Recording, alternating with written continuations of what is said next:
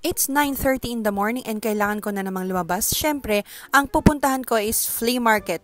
At dahil summer na kailangan ko mag full gear kasi sobrang hapdi sa balat kapag nagbabike. Sa around 15 to 20 minutes nga pala mula sa bahay yun, and dito yung flea market sa Olympic Mall. Twice a month nga pala yung flea market dito. And hanggat maaari, pupuntahan ko talaga siya at wala akong absent kasi ito lang yung pampakalma ko sa buhay. Ganon ata kapag nanay na nakakakalma kapag nag-uukay-ukay. Yung sisi ko nakita ko sa flea market kasi pampakalma niya rin to. And tuwan-tuwa nga yung Iri ko kasi meron siyang playmates. May nakita kami mga laruan na parang galing Amerika. Medyo expensive siya. So sabi ko, baby, wag na yan. 300 each kasi siya isa. And yung nagtitinda is Inglesera. So for sure, galing Amerika yung mga toys.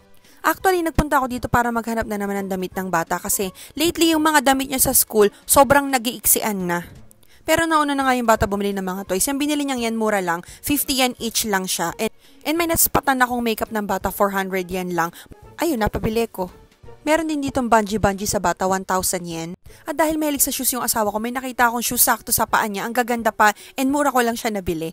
At dahil lunchtime na, nagutom na mga persons, naisipan namin dito na lang kumain sa food court. After nga kumain, nagkaisipan na umuwi. Pero bago ako umuwi, may nabili pa rin talaga ako. But sadly, wala akong nabili para sa sarili ko. Thanks for watching!